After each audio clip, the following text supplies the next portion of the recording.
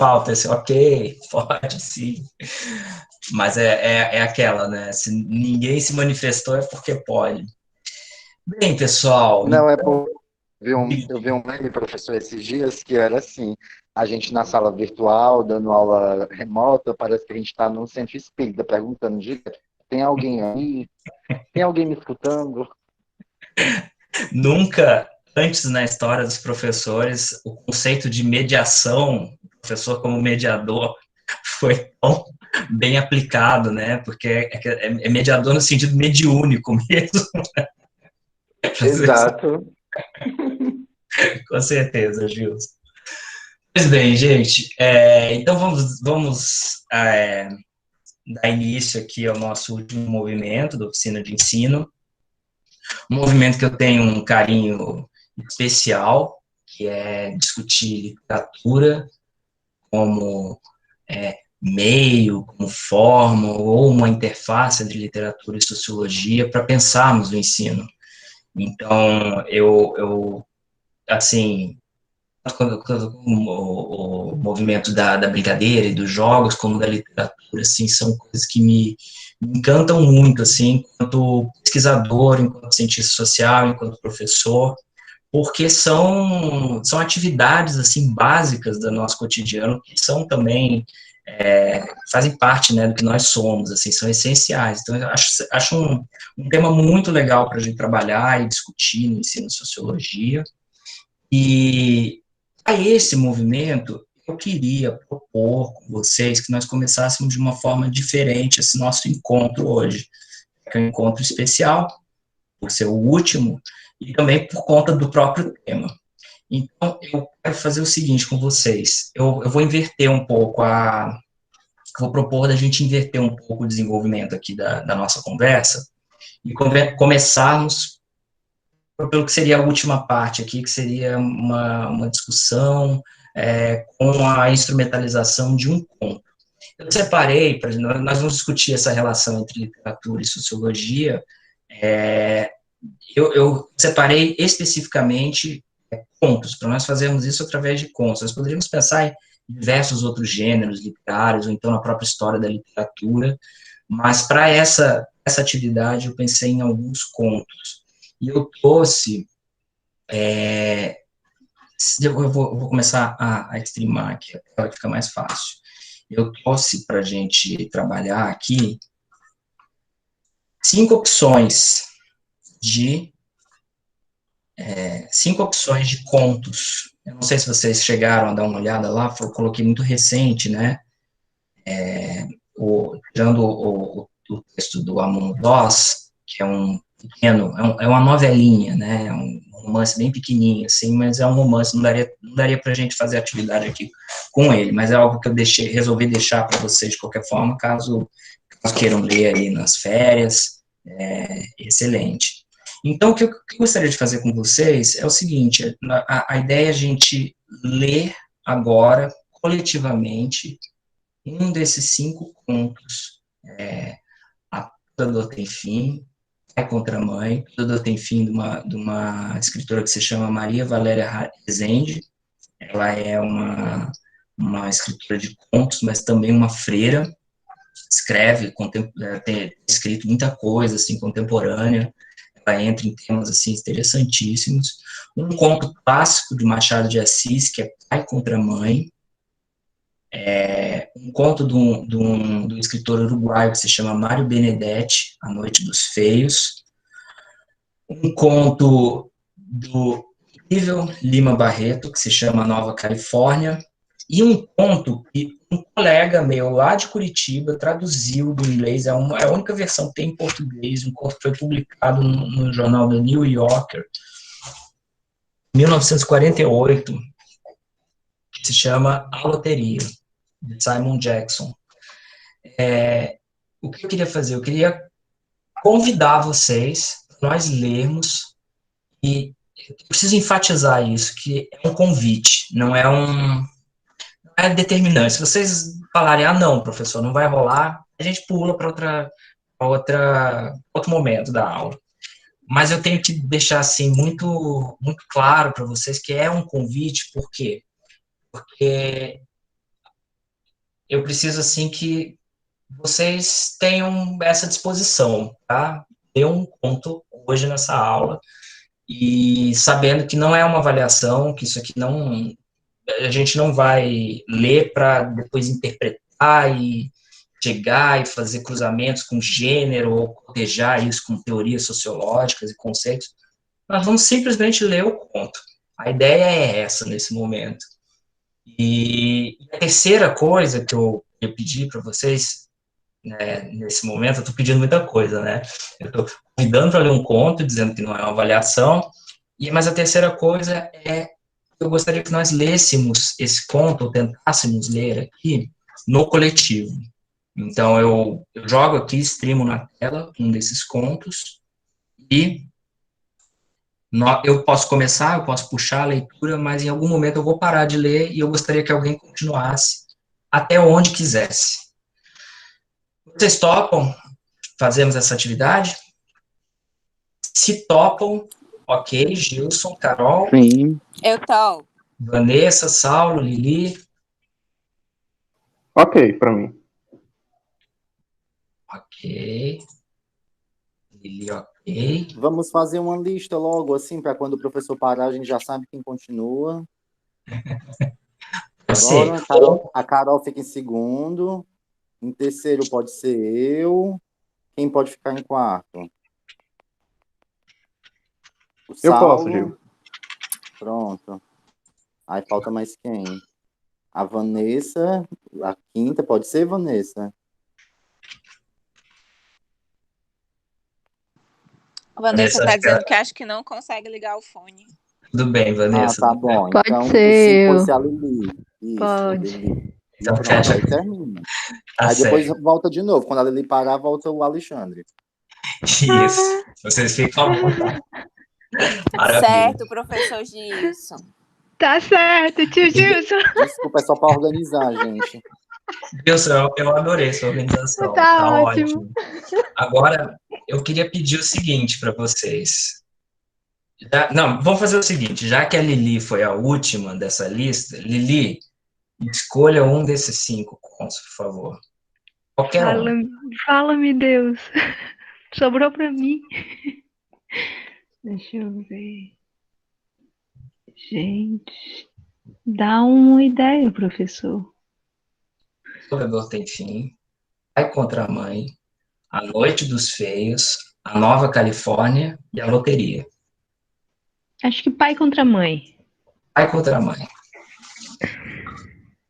Então vamos lá, eu vou até abrir aqui no PDF, que fica melhor para ler, fica maiorzinho.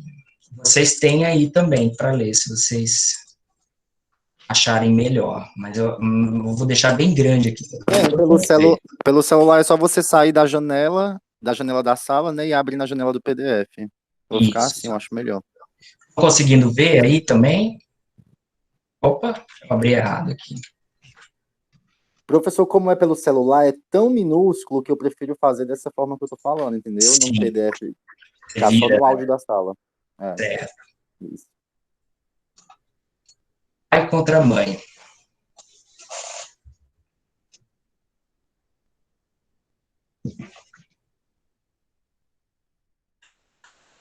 A escravidão levou consigo ofícios e aparelhos, como terá sucedido a outras instituições sociais. Não cito alguns aparelhos, senão por se ligarem a certo ofício. Um deles era o ferro ao pescoço, outro ferro ao pé. Havia também a máscara de folha de Flandres. A máscara fazia perder o vício da embriaguez aos escravos. Lhes tapara a boca. Tinha só 3 buracos, 2 para ver, 1 para respirar, e era fechada através da cabeça por um cadeado. O vício de beber pediam a tentação de furtar, porque geralmente era dos vinténs do senhor que eles tiravam com o que matar a sede. E aí ficavam 2 pecados extintos, e a sobriedade e a honestidade certas. Era grotesca tal máscara, mas a ordem social e humana nem sempre se alcança sem o grotesco, e alguma vez o cruel. Os funileiros as tinham penduradas, à venda, na porta das lojas, mas não cuidemos de máscaras. O ferro ao pescoço era aplicado aos escravos fujões. Imaginai com uma coleira grossa, com a haste grossa, bem à direita e à esquerda, até o alto da cabeça e fechada atrás com a chave. Pesava naturalmente, mas era menos castigo que sinal. Escravo que fugia assim, onde quer que andasse, mostrava um reincidente e um pouco era pegado.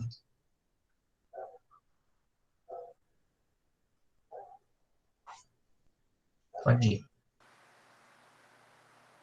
Carol, Calma, gente, que eu tava ligando o microfone. Há meio séculos, os escravos fugiam com frequência. Eram muitos, e nem todos gostavam da escravidão. Sucedia ocasionalmente apanharem pancada, e nem todos gostavam de apanhar pancada. Grande parte era apenas repreendida. Havia alguém de casa que servia de padrinho, e o mesmo dono não era mau. Além disso, o sentimento da propriedade moderava a ação, porque dinheiro também dói. A fuga repetia-se, entretanto. Casos houve, ainda que raros, em que o escravo de contrabando apenas comprado no valongo deitava a correr, sem conhecer as ruas da cidade. Dos que seguiam para casa, não raro, apenas ladinos pediam ao senhor que lhes marcasse aluguel e iam ganhá-lo fora, quitandando. Quem perdia um escravo por fuga dava algum dinheiro a quem lhe o levasse. Punha anúncios nas folhas públicas com os sinais do fugido, o nome, a roupa, o defeito físico, se o tinha, o bairro por onde andava e a quantia de gratificação. Quando não vinha a quantia, vinha a promessa: gratifica-se-a generosamente, ou receberá uma boa gratificação. Muitas vezes o anúncio trazia em cima ou ao lado uma vinheta, figura de preto descalço correndo, vara ao ombro e na ponta uma trouxa. Protestava-se com todo o rigor da lei contra quem o acoltasse. Ora, pegar escravos fugidos era um ofício do tempo. Não seria nobre, mas por ser instrumento da força com que se mantém a lei e a propriedade, trazia esta outra nobreza implícita das ações reivindicadoras. Ninguém se metia em tal ofício por desfastio ou estudo. A pobreza, a necessidade de uma chega, a inaptidão por outros trabalhos, o acaso e alguma vez o gosto de servir também, ainda que por outra via, davam um impulso ao homem que se sentia bastante rígido por pôr ordem à desordem. Cândido Neves, em família Candinho, é a pessoa a quem se liga a história de uma fuga. Cedeu à pobreza quando adquiriu o ofício de pegar escravos fugidos. Tinha um defeito grave esse homem. Não aguentava emprego nem ofício, carecia de estabilidade. É o que ele chamava caiporismo. Começou por querer aprender tipografia, mas viu cedo que era preciso algum tempo para compor bem, e ainda assim talvez não ganhasse o bastante. Foi o que ele disse a si mesmo. O comércio chamou-lhe a atenção, era carreira boa. Com algum esforço, entrou de queixeiro para um armarinho. A obrigação, porém, de atender e servir a todos feria-o na corda do orgulho, e ao cabo de 5 ou 6 semanas estava na rua por sua vontade. Fiel de cartório, contínuo de uma repartição anexa ao Ministério do Império, carteiro e outros empregos foram deixados pouco depois de obtidos. Pode seguir. certo, minha vez.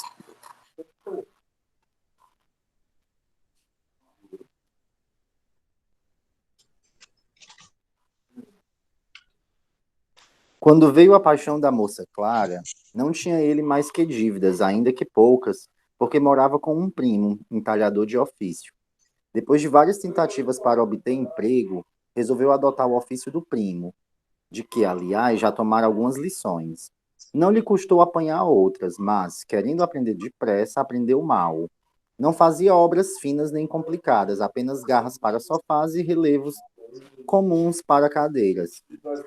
Queria ter em que trabalhar quando casasse, e o casamento não se demorou muito. Contava 30 anos, Clara 22. Ela era órfã, morava com uma tia, Mônica, e cosia com ela. Não cosia tanto que não namorasse o seu pouco, mas os namorados apenas queriam matar o tempo. Não tinham outro empenho. Passavam as tardes, olhavam muito para ela para eles, até que a noite a fazia recolher para a costura. O que ela notava é que nenhum deles lhe deixava saudades, nem lhe acendia desejos. Talvez nem soubesse o nome de muitos. Queria casar, naturalmente. Era como lhe dizia a tia, um pescar de caniço, a ver se o peixe pegava, mas o peixe passava de longe. Algum que parasse era só para andar a roda da isca, mira-la, cheirá-la, deixá-la e ir a outras. O amor traz sobrescritos. Quando a moça viu Cândido Neves, sentiu que era este o possível marido, o marido verdadeiro e único. O encontro deu-se em um baile. Tal foi para lembrar o primeiro ofício do namorado. Tal foi a página inicial daquele livro que tinha de sair mal composto e pior brochado.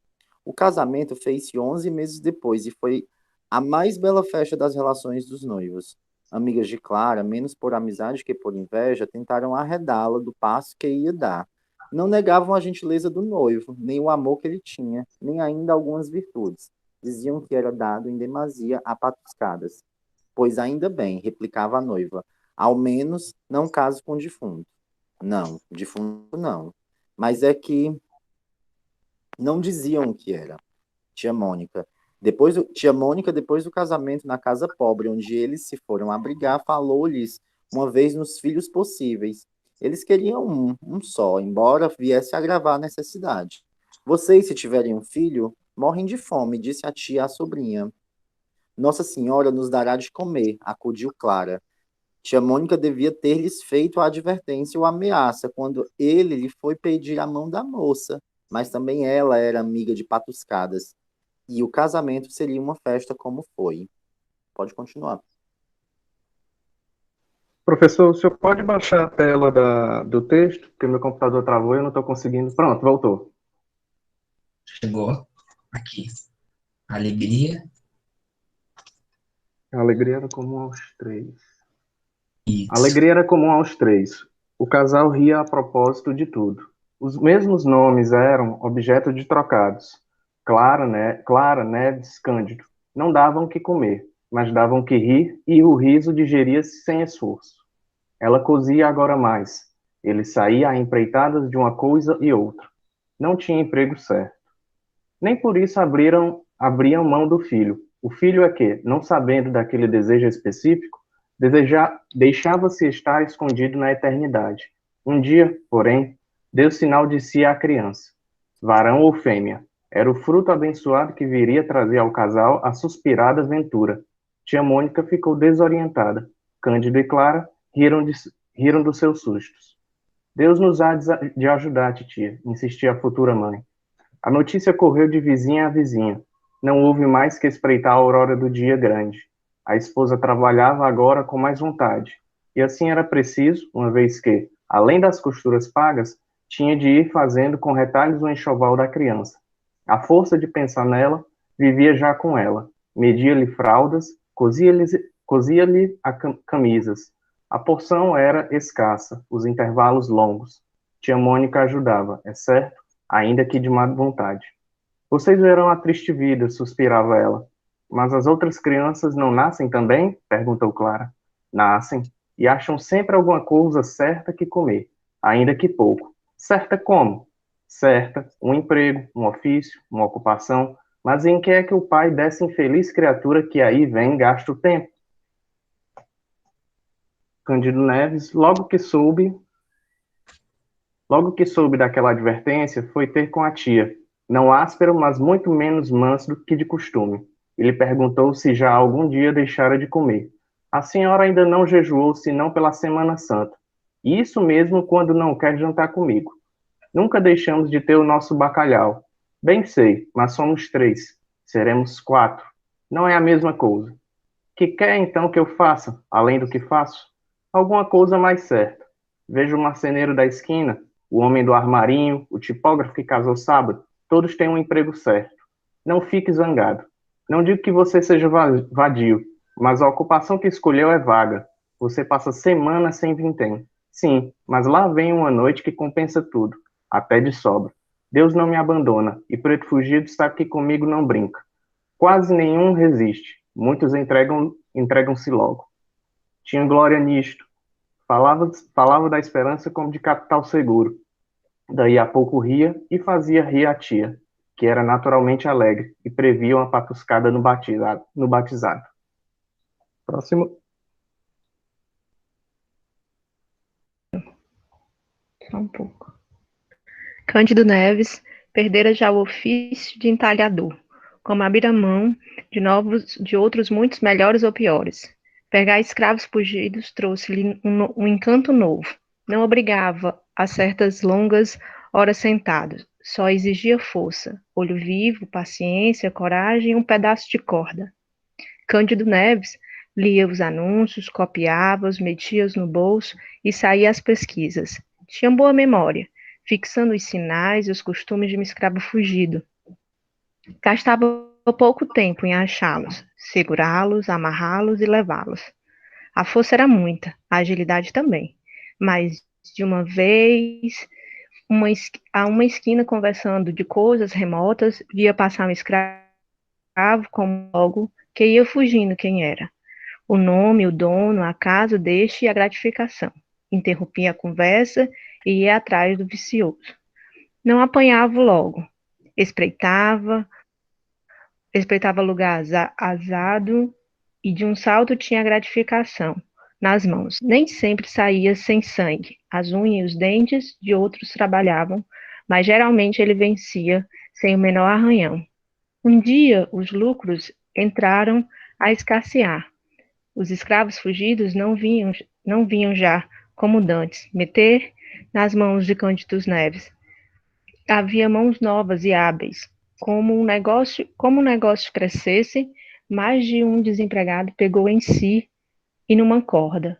Foi aos jornais, copiou anúncios e deitou-se à calçada. No próprio bairro havia mais de um competidor. Quer dizer que as dívidas de Cândido Neves começaram a subir sem aqueles pagamentos prontos, ou quase prontos dos primeiros tempos. A vida se fez difícil e dura. Comia-se fiado e mal, comia-se tarde. O senhorio dava pelos aluguéis. Clara não tinha sequer tempo de remendar a roupa ao marido. Tanto era a necessidade de coser para fora. Tia Mônica ajudava a sobrinha naturalmente, quando ele chegava à tarde, e via-se pela cara que não trazia vintém, jantava e saía outra vez à cata de algum fugido. Já lhe sucedia ainda, que raro, enganar-se pessoas e pegar escravo fiel que ia servir de seu senhor. Tal era a cegueira da necessidade. Certa vez capturou um preto livre, desfez-se desculpas, mas recebeu grande soma de murros que lhe deram parentes do homem. É o que lhe faltava, exclamou tia Mônica, ao vê-lo entrar, e depois de ouvir narrar o equívoco e as consequências. Deixe disso, Cândido. Procure outra vida, outro emprego. Cândido quisera efetivamente fazer outra coisa, não pela razão do conselho, mas por simples gosto de trocar de ofício. Seria um modo de mudar de pele ou de pessoa. O pior é que não achava à mão um negócio que aprendesse depressa. A natureza ia andando, o feto crescia, até fazer-se pesado a mãe antes de nascer. Chegou o 8º mês, mês de angústias e necessidades, menos ainda que o 9º, cuja narração dispenso também. Melhor é dizer somente os seus efeitos. Não podiam ser mais amargos. Não, tia Mônica, brandou o Candinho, recusando um conselho que me custa escrever, quanto mais ao pai ouvi-lo. Isso nunca. Foi na última semana do derradeiro mês que a tia Mônica deu ao casal o conselho de levar a criança que nascesse à roda dos enjeitados. Em verdade, não podia haver palavra mais dura de tolerar a 2 jovens pais que respeitavam a criança, beijá-la, guardá-la, vê-la rir, crescer, engordar, pular, Enjeitar quê? Enjeitar como? Candinho arregalou os olhos para a tia e acabou dando um murro na mesa de jantar. A mesa que era velha e desconjuntada. Teve quase a se desfazer inteiramente. Para interveio. Tia, não fala por mal, Candinho. Por mal, replicou tia Mônica. Por mal ou por bem. Seja o que for, digo o que é melhor para você, que vocês podem fazer. Vocês devem tudo. A carne, o feijão vão faltando. Se não aparecer algum dinheiro, como é que a família há de aumentar? E depois, há tempo, mais tarde, quando o senhor tiver a vida mais segura, os filhos que vierem serão recebidos com o mesmo cuidado que este ou maior. Este será bem criado, sem lhe faltar nada. Então, a roda é alguma praia ou monturo? Lá não se mata ninguém, ninguém morre à toa, enquanto que aqui é certo morrer, se viver a míngua, enfim. A Mônica terminou a frase com um gesto de ombros, deu as costas e foi meter-se na alcova. Tinha já insinuado aquela solução, mas era a primeira vez que o fazia com tal franqueza e calor, crueldade se prefere. Pai estendeu a mão ao marido, como a amparar-lhe o ânimo. Cândido Neves fez uma careta e chamou maluca a tia, em voz baixa. A ternura dos dois foi interrompida por alguém que batia à porta da rua. Quem é? Perguntou o marido. Sou eu, o dono da casa, credor de 3 meses de aluguel, que vinha em pessoa ameaçar o inquilino. Este quis que ele entrasse. Não é preciso, faça o favor. O credor entrou e recusou sentar-se. Deitou os olhos à mobília para ver se daria algo à penhora. Achou que pouco. Vinha receber os aluguéis vencidos. Não podia esperar mais. Se dentro de 5 dias não fosse pago, poluía na rua. Não havia trabalhado para regá-lo dos outros. Ao vê-lo, ninguém diria que era proprietário, mas a palavra supria o que faltava ao gesto, e o pobre Cândido Neves preferiu calar a retorquir. Fez uma inclinação de promessa e súplica ao mesmo tempo. O dono da casa não cedeu mais. 5 dias ou rua, repetiu, metendo a mão no ferrolho da porta e saindo. Cândido saiu por outro lado. Nesses lances não chegava nunca ao desespero. Contava com algum empréstimo, não sabia como nem onde, mas contava.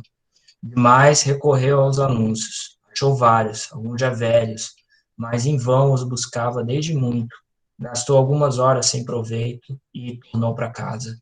Ao fim de 4 dias não achou recursos, lançou mão de empenhos, foi a pessoas amigas do proprietário, não alcançando mais que a ordem de mudança. Próximo.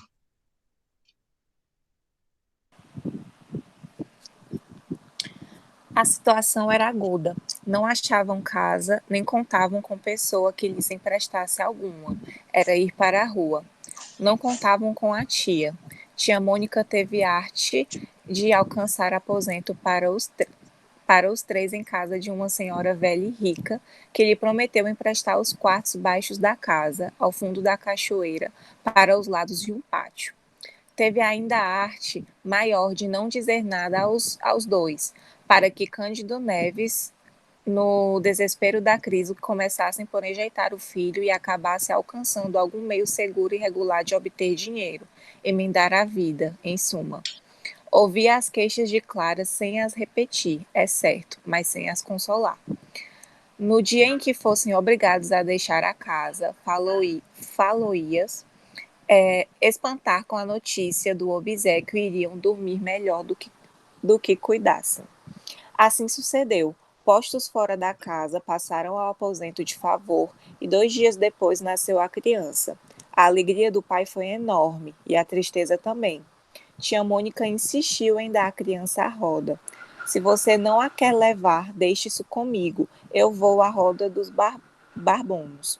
Cândido Neves pediu que não, que esperasse, que ele mesmo a levaria. Notai que era um menino e que ambos os pais desejavam justamente este sexo. Mal lhe deram algum leite, mas como chovesse à noite, assentou o pai levá-lo à roda na noite seguinte. Naquela reviu todas as notas de escravos fugidos. As gratificações, pela maior parte, eram promessas. Algumas traziam a soma escrita e escassa. Uma, porém, subia com 100.000 réis. Tratava-se de uma mulata. Vinham indicações de gesto e de vestido. Cândido Neves andara a pesquisá-la sem melhor fortuna e abrira mão do negócio. Imaginou que algum amante da escrava a houvesse recolhido. Agora, porém, a vista nova da quantia e a necessidade dela animaram Cândido Neves a fazer um grande esforço derradeiro. Saiu de manhã a ver e indagar pela rua e largo da Carioca, rua do Parto e da Ajuda, onde ela parecia andar, segundo o anúncio. Não a achou, apenas um farmacêutico da rua da Ajuda se lembrava de ter vendido uma onça de qualquer droga 3 dias antes à pessoa que tinha os sinais indicados. Cândido Neves parecia falar como dono da escrava e agradeceu cortesmente a notícia. Não foi mais feliz com outros fugidos de gratificação incerta ou barata. Voltou para a triste casa que lhe haviam emprestado. Tia Mônica arranjara de si mesma a dieta para a recente mãe e tinha já o menino para ser levado à roda. O pai, não obstante o acordo feito, mal pôde esconder a dor do espetáculo. Não quis comer o que tia Mônica lhe guardara. Não tinha fome, disse, e era verdade. Cogitou 1000 modos de ficar com o filho, nenhum prestava. Não podia esquecer o próprio albergue em que vivia. Consultou a mulher, que se mostrou resignada. Tia Mônica pintara-lhe a criação do menino, seria maior a miséria, podendo suceder que o filho achasse a morte sem recurso. Cândido Neves foi obrigado a cumprir a promessa. Pediu à mulher que desse ao filho o resto do leite que ele beberia da mãe. Assim se fez. O pequeno adormeceu, o pai pegou dele e saiu na direção da Rua dos Barbonos. Próximo.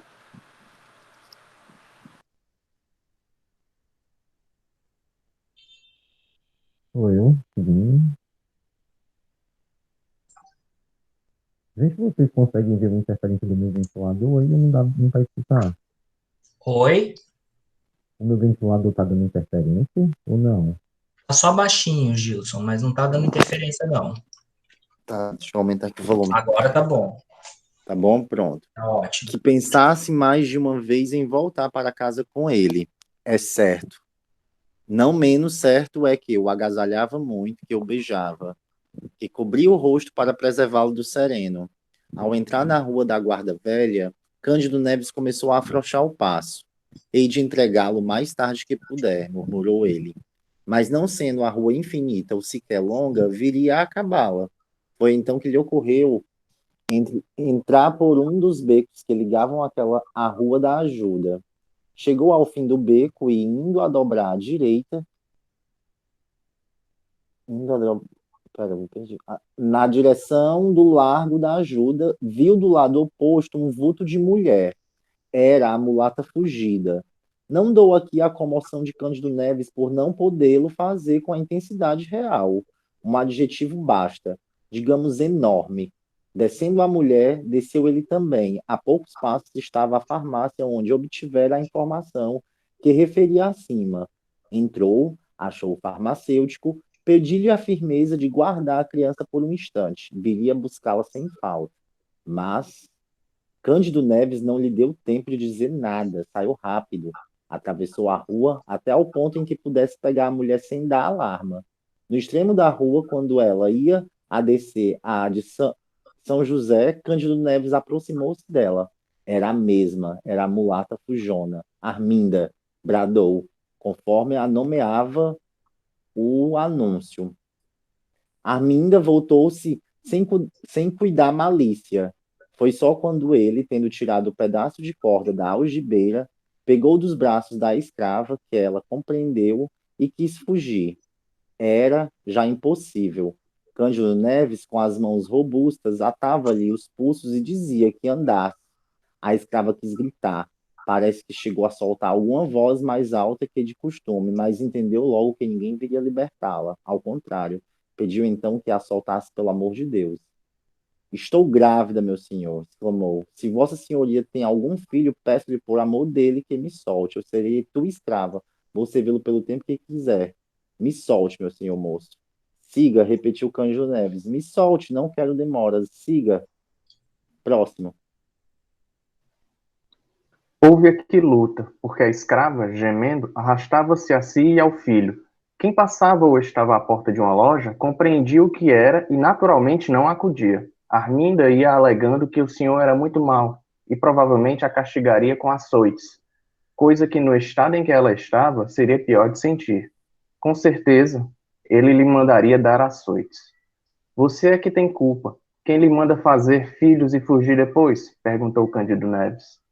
Não estava em maré de riso, por causa do filho que lá ficara na farmácia, à espera dele. Também é certo que não costumava dizer grandes coisas. Foi arrastando a escrava pela Rua dos Ourives, em direção à da alfândega, onde residia o senhor. Na esquina desta a luta cresceu. A escrava pôs os pés à parede, recuou com grande esforço, inutilmente. O que alcançou foi, apesar de ser a casa próxima, gastar mais tempo em lá chegar do que devera. Chegou, enfim, arrastada, desesperada, arquejando. Ainda ali ajoelhou-se, mas em vão. O senhor estava em casa, acudiu ao chamado e ao rumor. Aqui está a Fujona, disse Cândido Neves. É ela mesma. Meu senhor, anda, entra. Arminda caiu no corredor. Ali mesmo o senhor da escrava abriu a carteira e tirou 100.000 réis da gratificação. Cândido Neves guardou as 2 notas de 50.000 réis, enquanto o senhor novamente dizia à escrava que entrasse. No chão, onde jazia, levada do medo e da dor, e após algum tempo de luta, a escrava abortou.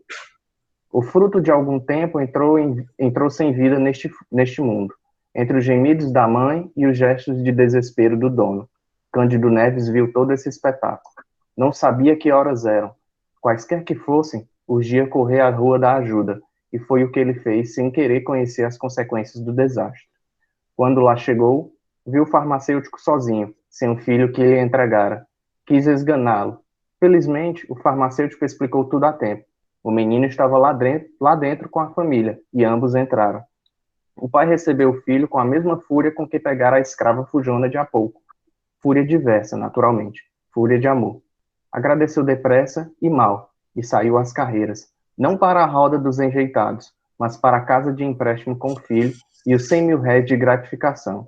Tia Mônica, ouvida a explicação, perdoou a volta do pequeno, uma vez que trazia os 100.000 réis. Disse, é verdade, algumas palavras duras contra a escrava, por causa do aborto. Além da fuga, Cândido Neves, beijando o filho entre lágrimas verdadeiras, abençoava a fuga e não se lhe dava do aborto. Nem todas as crianças vingam, bateu-lhe o coração.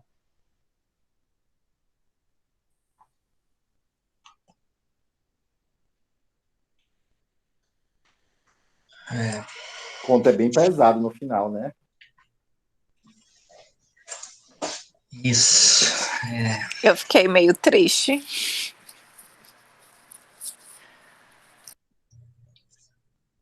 É bem fúnebre, como as coisas do Machado sempre. Pois é, né, pessoal? Eu acho que eu queria mesmo isso que vocês falassem, o que vocês sentem no fim desse conto. É bom? É duro?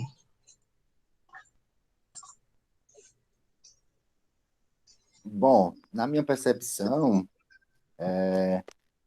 demonstra bem um pouco da sociedade brasileira, né, sobre o direito de viver, sobre o direito, é o que o Foucault chama de biopoder, né, sobre os corpos, que atinge mais os corpos negros. E tá aí como a gente traz essa relação desde os primórdios, né, e ele vem através da literatura, né, com Machado de Assis. Eu achei fantástico. Ele é muito forte, né? Eu não sei como é que vocês visualizam toda vez que eu leio e também escutá-lo, assim, também vocês lendo, eu consigo, eu me sinto lá na rua, no Rio de Janeiro, naquele tempo, sabe? Com aquelas Tive essa pessoas. mesma sensação, professor, também. Nas Uhum. ruas do Rio de Janeiro, como se passava essas relações, né, nessa época ainda meio colonial, pós-colonial, né, e como vivia a sociedade em torno dessa mão de obra negra, né, desse serviço negro que era prestado, e ao mesmo tempo como eles eram uma moeda de troca, né, eles eram uma posse, eles eram um produto, na verdade, né, eles não eram pessoas. Sim. E, Carol, você ia falando agora também, que ficou se sentindo meio mal no fim. Fiquei. Acho que a fala do Gilson já contemplou o que eu tinha pensado, assim, é bem representativo mesmo. A gente se coloca num tempo distante, de como ele já disse, de pós-colonialismo e tal, mas também é algo que a gente ainda vê hoje, então é distante, mas não tanto assim. Como é que a gente vê hoje isso, Carol? Você faz alguma conexão? Eu pensei em umas coisas, mas eu queria mais sobre com as dificuldades que você tem no dia a dia, né, as dificuldades sociais, você preza pelas suas necessidades e você passa por cima do outro, mesmo que aquilo te atinja, mas, enfim, você tem que cuidar da sua família, é a sua vida, e aí, mesmo que você possa, certas atitudes possam prejudicar outras pessoas. Na sociedade que a gente vive, de tanta pobreza e miséria, eu percebo como uma coisa que pode acontecer no dia a dia. Assim, nessa linha de pensamento mesmo, de reflexão. Pois é, né? Professor, Fala. a Carol, né, puxou essa questão da atualidade, né, fazendo o link do conto com a atualidade, e você dizendo que lembrou de alguns casos, assim, alguns pontos de reflexão, e eu me lembrei da questão dos migrantes que entram lá nos Estados Unidos, e que acho que há umas 2 semanas saiu uma notícia de que algumas mulheres que eram capturadas naqueles centros de detenção para migrantes, elas estavam passando por laqueaduras forçadas. Nossa. Entendeu? Que uma enfermeira acabou, depois de muito tempo trabalhando lá, acabou por denunciar esse processo de esterilização das migrantes capturadas.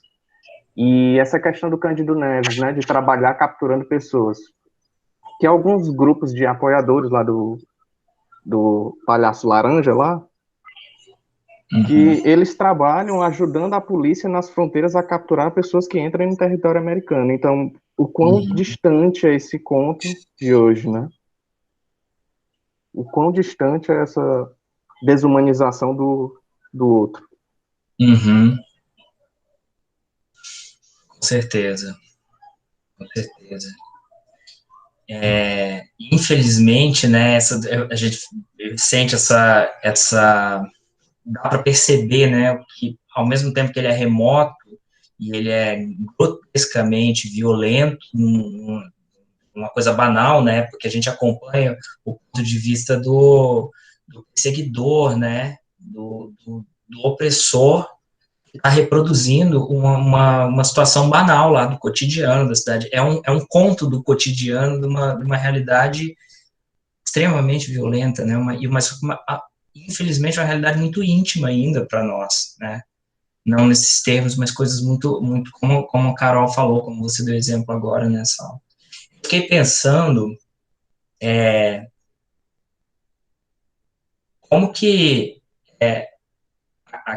aquela condição toda social, né, eu estava pensando muito em como que esse conto explica a imposição da relação da sociedade sobre o indivíduo, como que um modo de socialização caracterizado por essa economia escravocrata, né, ela impõe esse tipo de relação, né, impõe esse tipo de violência, e as pessoas que realizam essa violência, aí sim, eu acho que o conto é fabuloso nesse sentido, em nos provocar, na verdade, foi o conto que vocês podiam escolher aqui que provoca o mais mal-estar possível, porque o deslocamento que eu acho que ele nos provoca é um deslocamento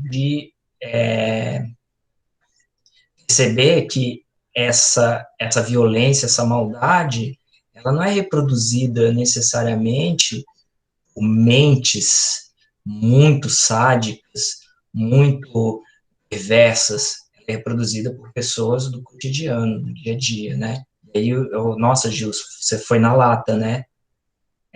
Esse tipo de relação, ainda é estruturante, né, na nossa realidade. Então, eu sei lá, esse conto, ele me provoca um bocado disso. Mas a intenção não é necessariamente a gente correr, mas é porque nós lidamos, né, estudamos esses elementos todos, e claro que são as primeiras coisas que a gente associa, né, e deu para perceber a pertinência dele, né, nesse sentido. Lili, você teve alguma impressão que você gostaria de partilhar com a gente, alguma coisa que a gente não falou do conto? Não, já foi tudo muito falado, né, sobre essas questões dessas relações, e aí essas relações elas estão sempre muito vivas, né? E aí se a gente perpassar pela questão de trabalho, a gente vê isso sempre em voga, né? Ah, eu preciso que o trabalho volte, por exemplo, nesse tempo de pandemia, mas eu tenho uma mulher que tem um filho que não pode deixar com quem tem um filho. Então, como é que vai ser essa relação de trabalho? Eu preciso, aí o que está num cargo mais acima pensa no dele, no trabalho dele. Então, essas relações, elas são sempre, como disse a Carol, elas são sempre muito individualizadas, né? É o meu espaço, é o meu tempo, é o meu trabalho, é a minha necessidade e as minhas urgências. Ele no conto, por mais que você consiga entender que ele estava fazendo o trabalho, que ele estava tentando salvar a família dele, ele sofre, mas ele faz, e ele vai. Então, é muito das relações de hoje. Eu sofro, mas eu faço. Eu tenho que sobreviver, eu tenho que, de alguma forma, sobreviver. E pensar no outro é muito difícil. Então, acho que muito se tem falado dessa questão de se humanizar de novo, né? Porque o indivíduo foi desumanizando ao longo dos anos, e isso talvez não tenha sido conversado quando começou. Então, a gente está num processo muito louco. Você está vendo uma pandemia e as pessoas saindo sem máscara, sabendo que pode contaminar várias pessoas. Então, é o mesmo processo. Eu estou pensando no meu, na minha urgência, estou pensando na minha praia, no meu momento, porque eu estou cansada. Então, não estou querendo saber se tem uma enfermeira que está há 3 meses sem ver o filho. É nessa mesma lógica, assim. Acho que a gente não mudou muito, o indivíduo em si não mudou muito nessa lógica, assim. Penso eu, né? E vejo em alguns momentos. Nossa, realmente, né?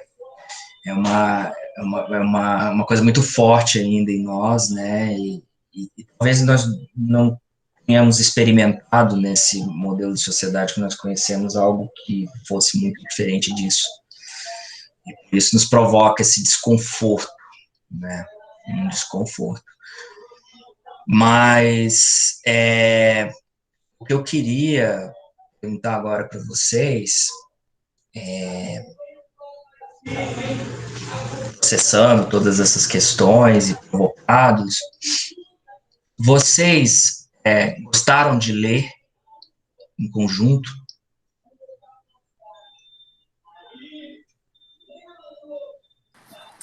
Eu fico um pouco nervosa quando eu leio assim, coletivamente. Desde o tempo da escola, eu não me sinto muito à vontade, mas sempre faziam um esforço para participar. Não sei, eu fico assim receosa da minha voz e de estar lendo direitinho, das pessoas estarem entendendo. Tem entonação, tem todo um trabalho, né? Você não achou que lá para o meio, assim, da história, quando todo mundo já tinha lido um pouquinho, isso estava fluindo tranquilamente?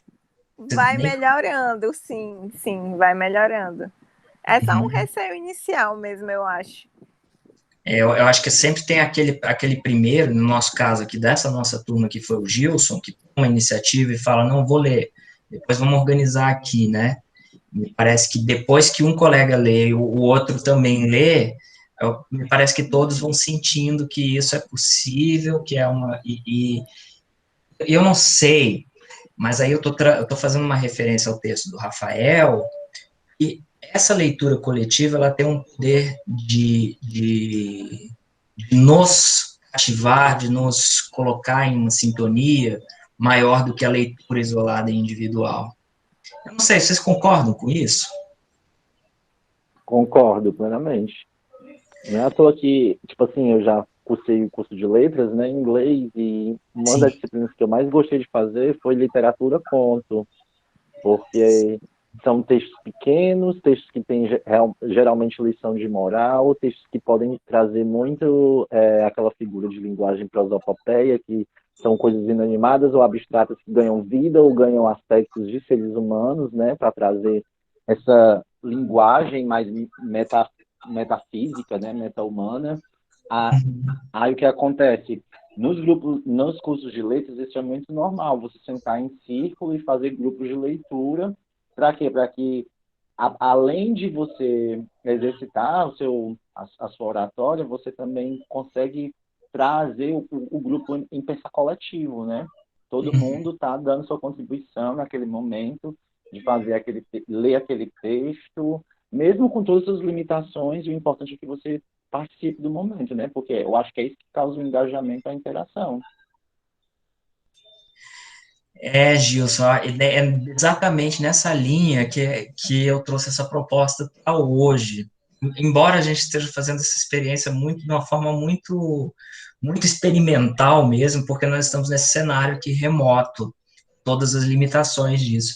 Mas você tem toda a razão, e o que o Rafael propõe, que é o texto que eu deixei lá para vocês no movimento, justamente pensar como que a leitura coletiva do texto literário é um procedimento metodológico não só apropriado para o ensino de sociologia, mas ele potencializa o ensino de sociologia porque justamente ele faz duas coisas. A primeira é aquilo que a gente vem falando sempre na oficina de ensino, ele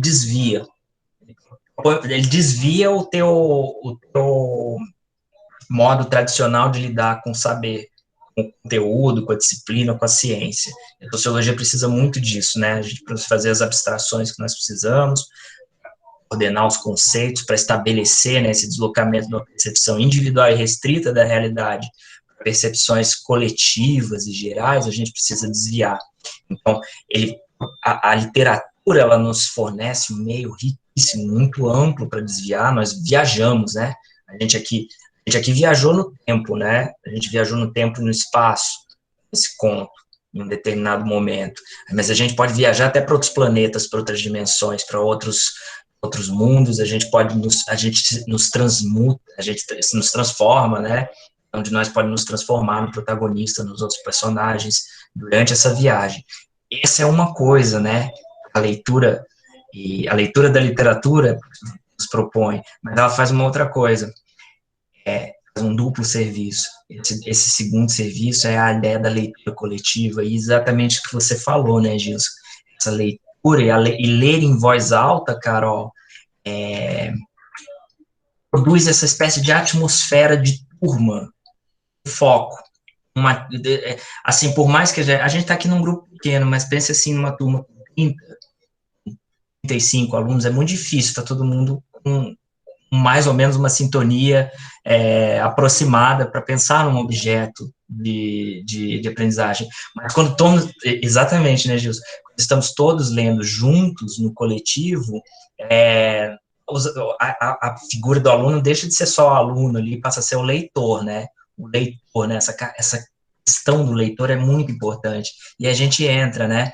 Desperta essa atenção especial. Então, tem um trechinho lá no texto do Rafael, e ele responde, né? Por que ler, mas por que ler coletivamente? Desse jeito que a gente fez aqui, tentamos fazer, eu acho que saiu muito bom. Existe na leitura coletiva, diz ele, um fator que desperta a atenção dos estudantes. Vendo a atitude daquele rapaz e escutando os vários comentários sobre a leitura, pensamos em algumas possibilidades depois daquela conversa, né? Primeiramente, não estamos acostumados a ouvir nossos colegas dessa forma. Né, Carol? Nossa, tem que parar aqui, cuidar da entonação, né? A leitura em voz alta revela algo novo sobre a pessoa que vemos todos os dias. Há uma autoexposição por parte daquele que lê, um interesse por parte daqueles que estão ao seu redor, né? Segundo, os estudantes identificam-se. Se um deles é capaz de fugir ao embaraço para ler, sem ser debochado, os outros também não são. E, gente, é tiro certo. Você vai fazer uma atividade no ensino médio, uma turma, mesmo aquelas turmas assim que estão super acostumados a bagunçarem, a zoar um com o outro, nós conseguimos fazer uma proposta, com essa proposta do Rafael, de ler um conto coletivamente, depois pensar nele, sem estar avaliando ali a qualidade da interpretação de um ou de outro, né? Sem isso, assim, só vamos ler junto, funciona.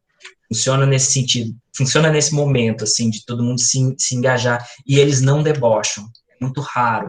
Mas das vezes que a gente experimentou isso em sala de aula, é interessantíssimo verificar como que muda, né? Ele segue dizendo lá no texto, em outro momento, que é muito importante quando a gente faz esse tipo de atividade, não iremos elaborar questões sobre o enredo ou o tipo de narrador, não teremos respostas absolutas e, consequentemente, não teremos uma nota final. O que esperamos dos alunos é apenas participação na leitura e na conversa que a segue, e só. O material é diferente, o que esperamos deles é diferente, a dinâmica entre professor e aluno também é. Por isso que eu propus inverter aqui com vocês, eu não perguntei, não sei se vocês repararam, eu não perguntei em nenhum momento o que esse texto significa, qual conteúdo sociológico que a gente pode acessar. Vocês mesmos, assim, foram falando disso. É isso que acontece quando nós fazemos a seleção de um conto e ele está em interação com o nosso conteúdo, né, com o nosso currículo da disciplina, né. Por quê? Agora, não porque ler em voz alta, mas por que trazer a literatura? Além das outras razões que a gente já discutiu. Esse conto que nós trabalhamos aqui, ele trata de diversos assuntos da sociologia, mas talvez o mais forte, o mais presente e o nuclear aqui é o racismo.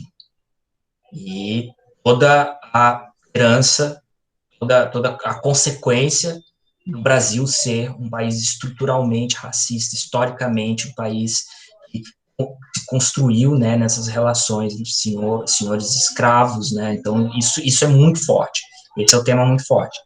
Esse é um tema diz respeito às relações étnico-raciais, ele está dentro, ele estrutura o conteúdo sociológico, e esse tema, assim como vários outros, por exemplo, discussões de gênero, questões religiosas, são temas e conteúdos dentro da sociologia que encontram resistência nas turmas. Por quê? A sociologia já encontra de modo geral, mas em certos conteúdos ela encontra ainda mais porque são temas que interpelam de modo muito íntimo e muito forte a gestão das identidades dos próprios estudantes.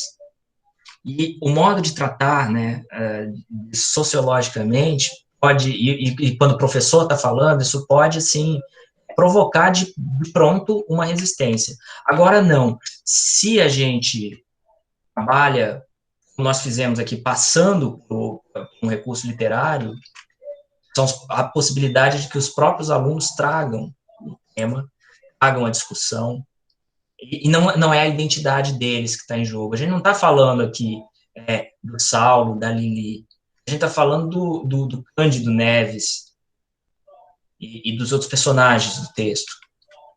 Deles a gente consegue fazer aquele movimento que a gente fala, que já praticamente naturaliza como se fosse uma espécie de um senso comum douto aí das ciências sociais. É o distanciamento, é o estranhamento. A gente consegue estranhar personagens da literatura, muito mais do que nós mesmos, nossos colegas. Porque aí, ao olhar para eles, talvez na volta dessa viagem, a gente consiga olhar estranhado para as nossas relações. E foi exatamente o que vocês começaram a fazer, logo imediatamente depois do conto. Claro que numa turma de ensino médio, talvez a gente precisasse de mais tempo para começar a puxar esses elementos, para começar a provocar esses elementos. Mas, com certeza, nós conseguiríamos provocar. E se não provocássemos, também não estaria errado. Essa que é a questão. O que se produz a partir dessa leitura coletiva, muito colocado ali pelo Gilson, né?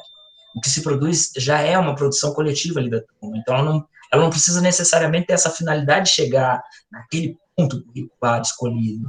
Só de nós conseguirmos mobilizar o raciocínio, a intenção de aprender com aquela realidade, só de provocar isso, nós já estamos processando a sociologia. Então, já é muito íntimo, né? Se nós temos um texto, né? Claro, se nós temos uma referência que permite esse tipo de relação, né? Então, assim, esse tipo de texto pode ser um facilitador da transposição didática de temas que são temas que têm muita resistência, né? Num outro trecho que o Rafael e o Igor trazem uma citação do Antoine Compagnon, também é muito interessante.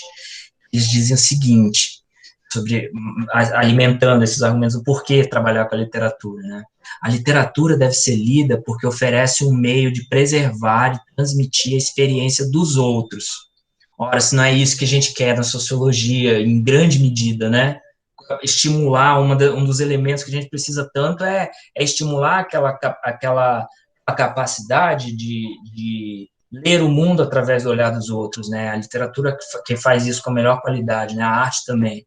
Aqueles que estão distantes de nós no tempo e no espaço, ou que diferem de nós por suas condições de vida, ela nos torna sensíveis ao fato de que os outros são muito diversos e de que seus valores se distanciam dos nossos.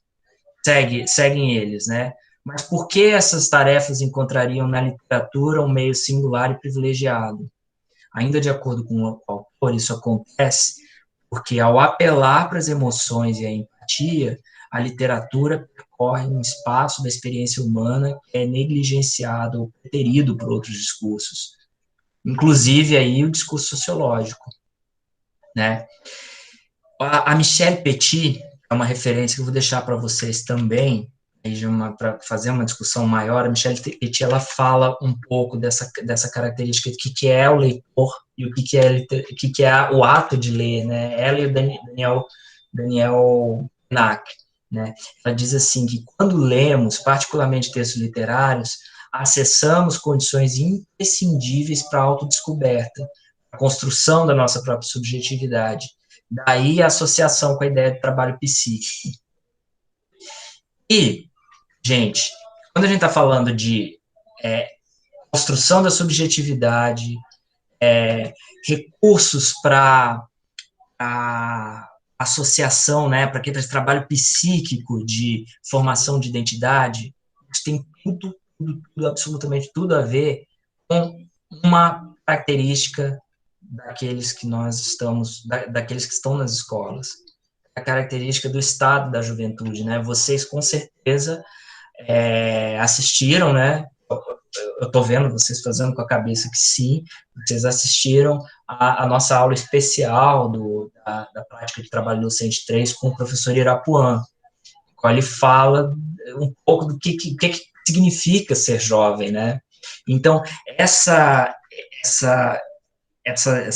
busca, né, pela identidade, essa luta por assim, definir-se enquanto ser social, enquanto sujeito, ela é uma característica muito, muito forte da juventude. E a Michelle Petit, ela vai enfatizar como que a leitura na juventude, a leitura para a juventude, ela é fundamental nesse sentido. Um trechinho aqui do Rafael e do Igor citando a Michelle, que é muito expressivo disso, né? Diz assim: negando a juventude como categoria cronológica ou biológica, Petit a define como um movimento da trajetória individual em que a construção da identidade torna-se uma preocupação central. Aí, indo muito de encontro com aquilo que o Irapuã fala, né? Através dessa definição, ela ocupa-se detidamente com os indivíduos que, em função do contexto que vivem, guetos de imigrantes, regiões dominadas pelo tráfico de drogas, facções, se a gente for pensar aqui, ambiente demarcado pelo apelo viril das gangues, espaço das famílias extremamente tradicionais, grupos religiosos que não aceitam a divergência, se deparam com identidades prontas e impostas, esses indivíduos, a leitura e o seu trabalho psíquico representam uma abertura a novas sociabilidades e outros círculos de pertencimento, e, por conseguinte, a narrativas que podem estruturar identidades alternativas. Então, quando a gente convida a leitura, a gente convida a esse tipo de conversa, a esse tipo de deslocamento, que não necessariamente afronta aquela identidade que está muito restrita, ali, que pode estar muito fechada, mas abre a possibilidade de se movimentar, se movimentar no sentido de estranhar, né, de estranhar-se a si próprio. E a partir dessa conversa, né, a subjetividade que aflora em função de uma situação metafórica, fantástica ou anacrônica, né, ela acaba podendo constituir um material bem precioso, a contextualização do quê? Dos conteúdos sociológicos. Então, gente, é assim, nesse sentido que a gente pode pensar nas grandes possibilidades que os recursos literários podem vir a acrescentar no ensino de sociologia.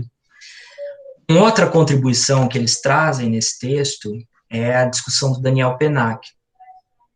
E aí o Pennac, o que o Pennac traz aqui para nós, para essa discussão? Então, o Pennac, se a gente pensa muito na Michelle Petit ali, para justificar a potencialidade do recurso literário para o ensino de sociologia, o Pennac ele vai assim, justificar muito esse método que o Rafael está experimentando, e eu estou tentando aqui construir com vocês, e que eu espero que vocês desenvolvam e ampliem, e eu tenho certeza que vocês vão fazer de forma muito mais brilhante com seus alunos daqui a pouquinho, que é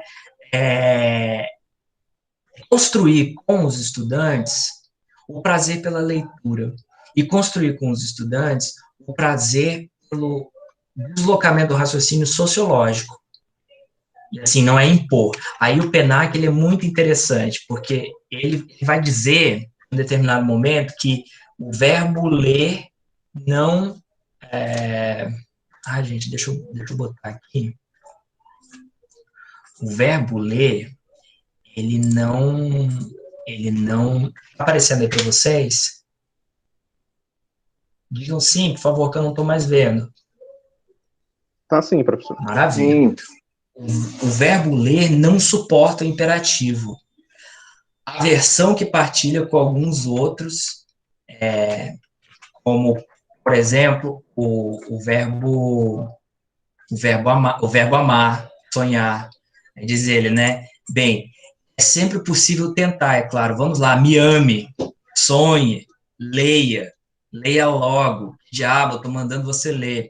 Vá para o seu quarto e leia. Resultado nulo. O que o Pennac está dizendo para nós é que não funciona, né? E aí, nesse sentido, também não funciona o professor, depois de uma leitura de um conto, ou qualquer outro recurso nesse sentido, olhar para sua turma, indagar e botar o dedo em riste e perguntar: o que vocês entenderam? Como é que a gente pensa no conceito de dominação patriarcal em relação a esse texto? Enfim, não funciona assim, né? Nessa perspectiva que o Pennac nos traz, o professor ele acaba atuando de fato como mediador. O objetivo principal aqui não é transmitir saber, é compartilhar um gosto. E como não se pode aí compartilhar o que a gente não possui, né? Eu sempre falo isso para você, a gente não pode dar o que a gente não tem. Então, o Pennac sugere que em sala de aula se leia em voz alta, gratuitamente, as histórias que vocês gostam. Vocês sentem alguma boa relação com a história, ou que se sentem afetados, como é meu caso com esse texto.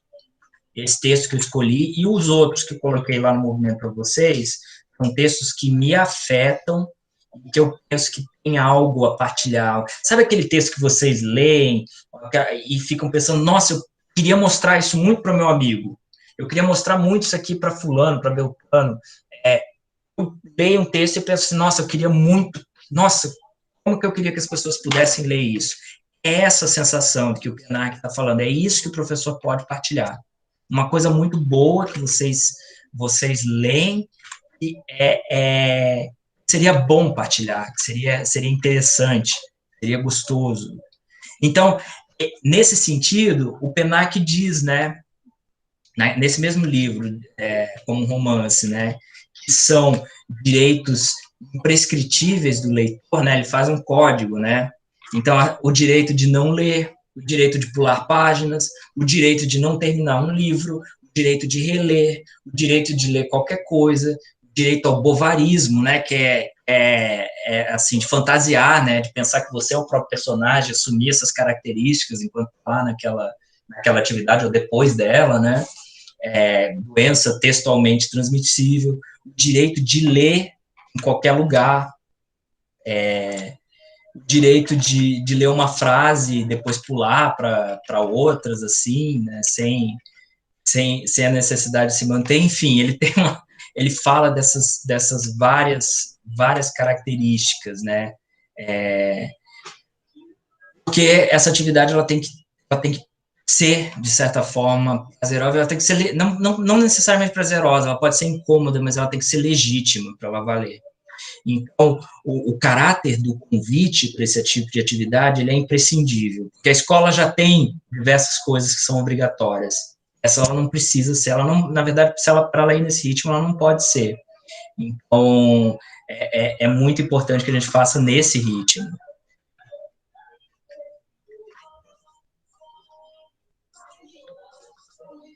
Então, gente, deixa eu fechar aqui.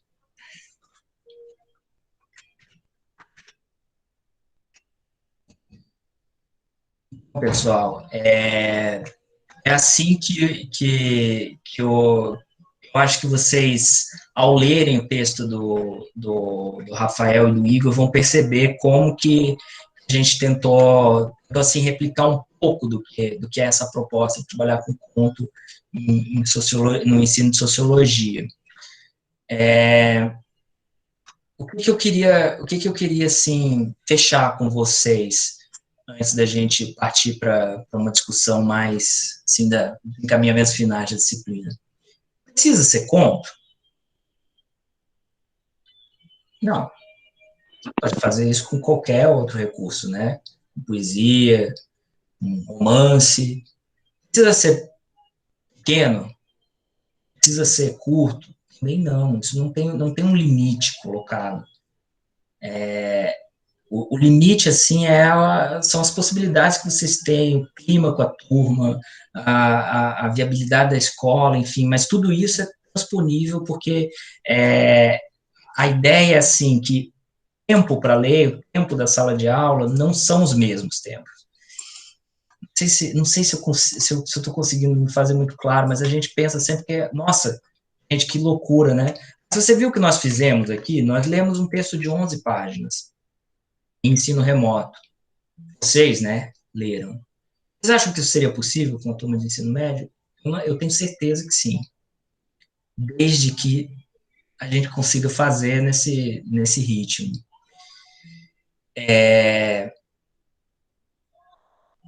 Um recurso, assim, muito interessante, nós fizemos, dentre esses textos que estão lá selecionados para vocês, eu cheguei a fazer com a nossa turma do ensino médio um conto, que é o conto da Maria Valéria Rezende, está lá para vocês. É um conto que se chama Toda Dor Tem Fim. Eu só vou dizer uma coisa para vocês, leiam esse texto, ele é super curtinho, ele tem 2 páginas, ele não é como o que nós lemos agora.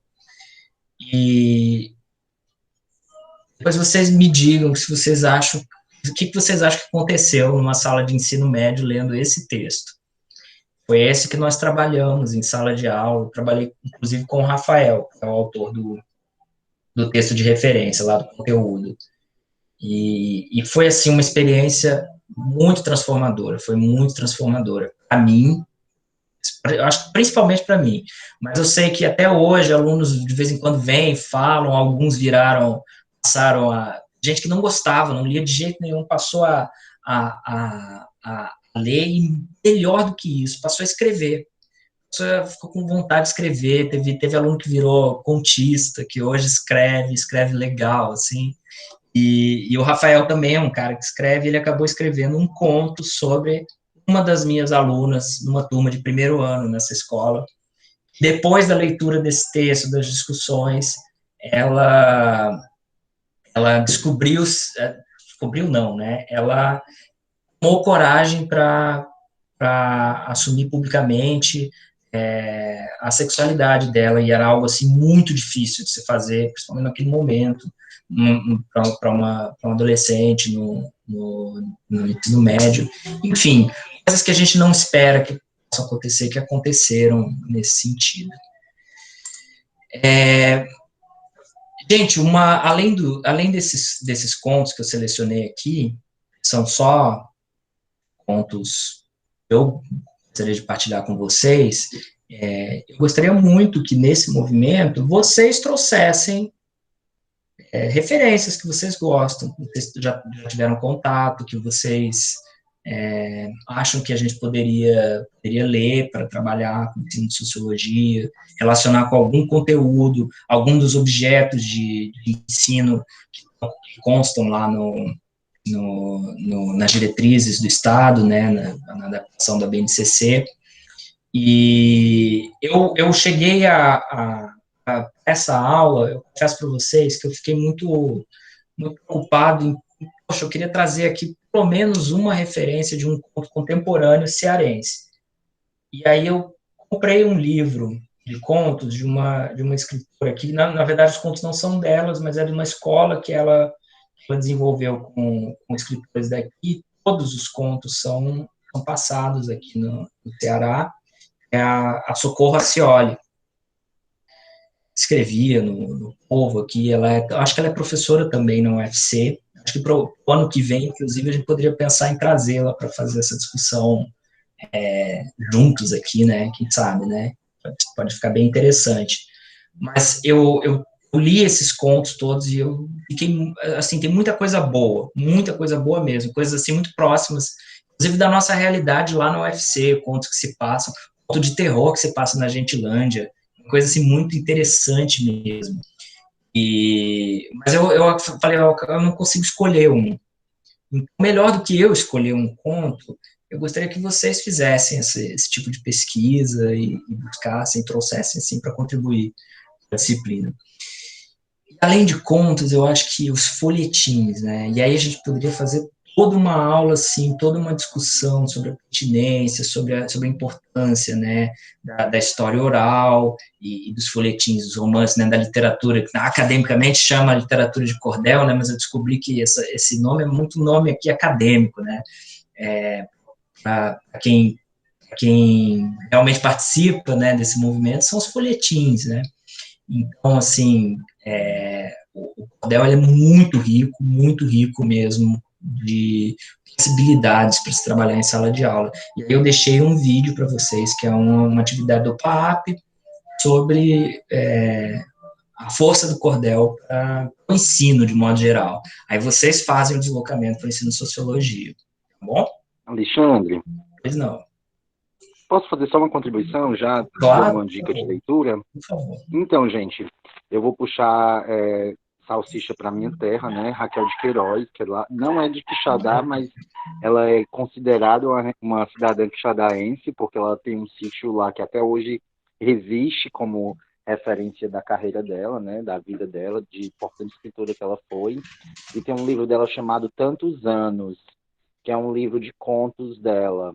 Gente, tem cada conto que traz, assim, tanta referência do estado do Ceará, da cultura nordestina, certo?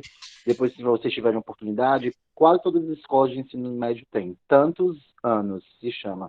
Ela conta várias histórias da vida dela, viu? Mas, Gilson, já vou te pedir uma missão.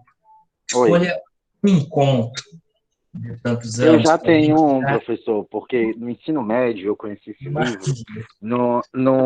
Foi assim, eu não sei se você lembra. Ah, não, você não é do Ceará. Nos anos 2000, início dos anos 2000, existe o governo do estado criou uma competição artístico-esportiva que movimentava todas as escolas do estado do Ceará, certo? Aí eu participava desses eventos pela minha escola e eu peguei um conto desse e adaptei como uma peça de teatro para concorrer com outras escolas. Aí eu tenho aqui nos meus textos ainda ela como teatro, eu peguei o conto, transformei numa peça, num sketch teatral. E aí você quer que eu faça o quê? Eu quero que você traga essa oficina para nós. Tá bom, então, vou tentar. Perfeito, gente, porque é isso, Gilson, é isso que caracteriza esse último movimento, tá? O último movimento a ideia é vocês escolham um conto e produzam não é um plano de ação didático daquele jeito completo lá, como a gente fez com, por exemplo, a oficina de música. Se quiserem fazer assim, tudo bem, não tem problema. Se quiserem produzir um plano de aula, um conto, perfeito. Não, mas não precisa. A única coisa que eu peço, pedindo como portfólio para esse movimento, é que vocês selecionem um conto e escrevam um parágrafo explicando o que esse conto provoca em vocês, por que talvez ele possa ser usado para o ensino de sociologia. Somente isso. Que aí depois a gente trabalha isso no nosso acervo. Ok, gente? Beleza, então, pessoal, eu estou um pouco emocionado aí, porque nós estamos encerrando nossa jornada de encontros. Ah, desculpa, faltou falar uma coisa muito importante para vocês. Eu conversei com o Willams e nós decidimos o seguinte: a integralizar a nota da oficina, basta que vocês façam a oficina 4 ou 5, vocês não precisam fazer as duas, só precisam fazer as duas se vocês quiserem. Nós tomamos essa decisão depois de escutarmos o relato principalmente do pessoal que está na monitoria aí, dizendo como tem sido pesado esse final, essa retinha final para vocês, por conta da carga das diversas disciplinas. Tá? Então, essa foi a decisão que nós tomamos para a oficina de ensino. Vocês integralizam a nota fazendo 4 dos 5 movimentos que nós propomos. Aí os 4 ficam a critério de vocês. Então, o quarto movimento, o portfólio do quarto movimento, segue sendo, né, a produção de um texto didático que tem uma imagem de referência. Então, vocês produzem o texto didático com a imagem. E o quinto selecione um conto, né? Traz o conto e a provocação. Conto com a provocação. Aí vocês podem escolher um ou outro para encerrar, na verdade, para integralizar a nota. Agora, quem puder fazer os dois, melhor fazer, porque isso vai fazendo parte do acervo de vocês, enquanto professores, né? Vocês saem professores cheios de oficinas, cheios de recursos, né? Como a Carol, que já tem um aqui, tem outro ali, já vai mobilizando nas próprias atividades, no plano de aula. Depois, lá na prática 4, vocês usam nas regências, né? Que vocês vão dar essas aulas para os estudantes do ensino médio, então vocês já vão produzindo muito material e sempre aperfeiçoando eles, né? É isso aí, gente, boa. Foi um prazer estar com vocês. Eu sigo com vocês, na verdade, de modo assíncrono, né? Vocês podem me contatar a hora que quiserem, que precisarem. E nós estamos juntos aí ainda em prática 3, né? De modo alternado, né? Vocês com o Willams e a turma do Willams comigo. Mas, como agora vocês vão dar as microaulas com planos de aula, provavelmente a gente vai acabar juntando esses horários para fazer os blocos. Então, ainda vou ouvi-los mais uma vez nesse semestre, antes das férias, tá bom? Mas fica aí um forte abraço para todos. E questões? Esquecendo também de perguntar. Tudo certo? Tudo certo, Alexandre. Tudo certo, professor. Então, valeu. Boa noite para vocês. Bom descanso. Tudo, professor. Boa Foi noite, ótimo. professor. Tchauzinho. Foi mesmo, viu? Foi show. Boa noite, pessoal. Abraço. Valeu. Boa noite, pessoal. Tchau.